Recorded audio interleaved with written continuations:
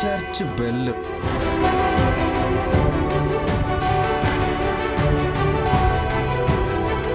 వినపడిందా అత్త? ఇప్పుడు కరెక్ట్గా 12 గంటలైనట్టు చర్చి గంటలు మోగాయి. 25 ఏళ్ళుగా ఈ ఫ్యాక్టరీలో ఉండే ఆ వాచ్ కూడా సేమ్ ఇదే టైం ప్రకారం నడిచిపోయింది. కాకపోతే ఇవాళ ఎందుకో ఏ ఎదవో చేసిన పనికి కాస్త ముందుకెళ్ళింది.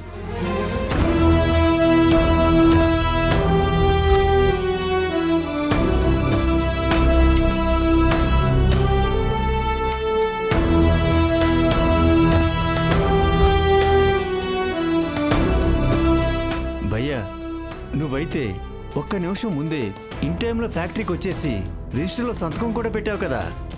అంతేగా అంతేగా. ఇక నన్ను ఎవ్వరూ ఈ పనిలో నుంచి తీయలేరు.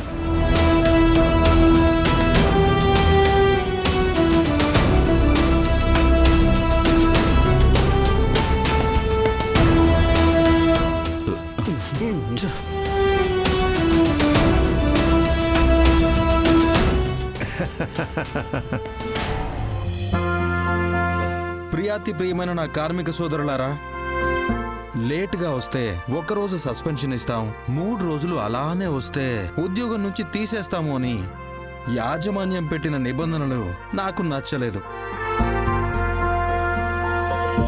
ఇలాంటి తుగ్లక్ నిబంధనలతో వర్కర్స్ ని పర్సనల్ గా కావాలని టార్చర్ చేసే ప్రమాదం ఉంది. కాబట్టి ఆ ప్రమాదం నుంచి నేను బయటపడ్డాను. కాబట్టి ఇలాంటి నిబంధనల బారిన ఇకపై ఎవరు పడకుండా ఆ నిబంధనల్ని వెంటనే తొలగించాలని యాజమాన్యాన్ని హెచ్చరిస్తున్నాను. కాబట్టి ఇలాంటి నిబంధనల బారిన ఇకపై ఎవ్వరూ పడకుండా ఆ నిబంధనల్ని వెంటనే తొలగించాలని యూనియన్ లీడర్గా నేను యాజమాన్యాన్ని అడుగుతాను. లేదంటే మాత్రం మొన్నటి సమ్మెని రిపీట్ చేద్దాం. ఈసారి మంత్రికి కాదు, ముఖ్యమంత్రికి వినబడేలా చేద్దాం. అవునవును, చేద్దాం.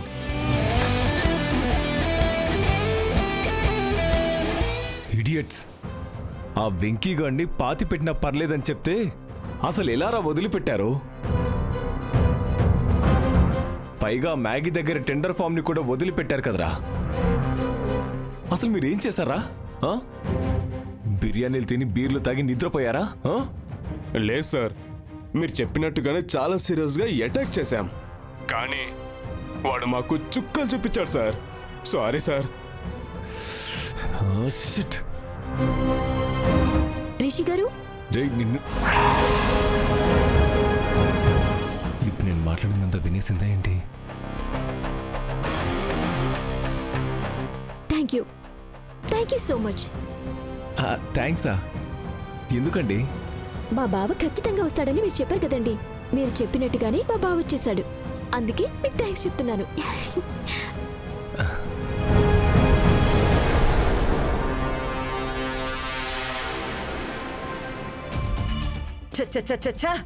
ఎంత పని చేసినావమ్మీ? నేనేం పని చేశాను మమ్మీ? అదేంటమ్మా మ్యాగీ, ఏం తెలియనట్టు మాట్లాడతావు? ఆ వెంకీ గడికి ఇది 3వ రోజు, మీ మమ్మీ చేతిలో వాడికి 3వ రోజు.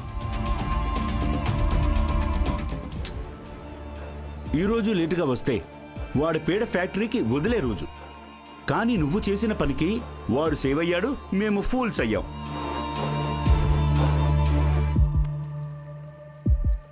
అవును మ్యాగీ, ఆ వెంకీ నావడానికి అత్తయ్య ఎంత ప్లాన్ చేసిందో తెలుసా?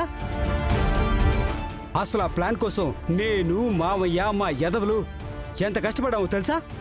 ప్లాన్ సక్సెస్ అయింది అనుకునేసరికి చివరిలో నువ్వు వాడికి లిఫ్ట్ ఇచ్చి కరెక్ట్ టైంకి ఫ్యాక్టరీకి తీసుకొచ్చి వాడితో అత్తయ్యకి లెఫ్ట్ అండ్ రైట్ ఇచ్చేలా చేశావు. You did a big mistake Maggie. ఆ వెంకీ గడికి హెల్ప్ చేసి చాలా పెద్ద తప్పు చేసావు తెలుసా? అబ్బో,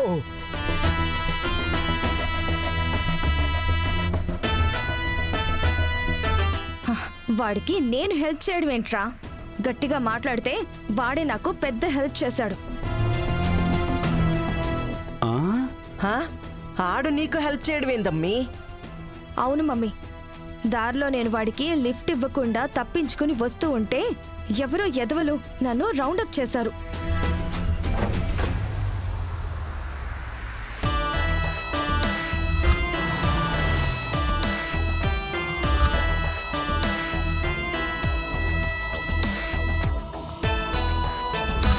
బ్రదర్, మీకు కావాల్సిన కవర్ ఇంకా దారి వదలండి. ఆ పాపను మా చేతుల్లో పెట్టి నువ్వు కార్ తీసుకుని వెళ్ళిపోవచ్చు.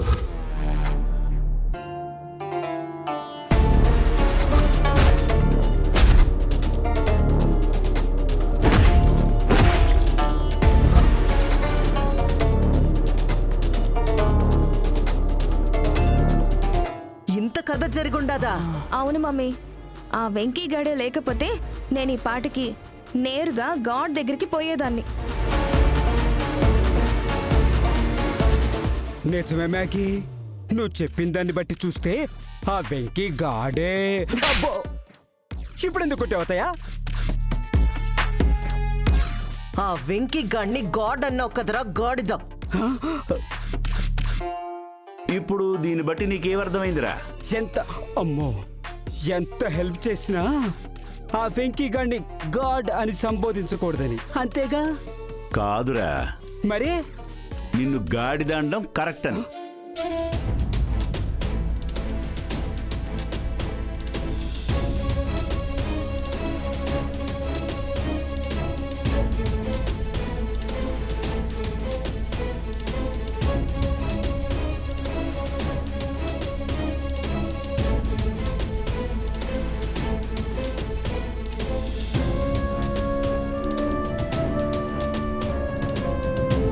మావయ్య గారు, తాతయ్య,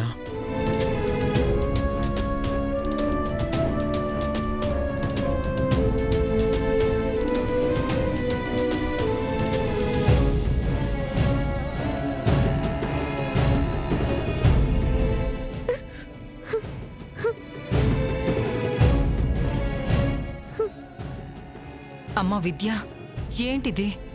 ఏడవకు.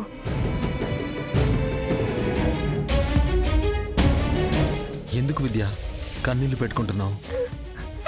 విద్య, ఇటు చూడు, రిపోర్ట్స్ అన్నీ నీకే అనుకూలంగా వస్తాయి. అయ్యో అవునా అబ్బి?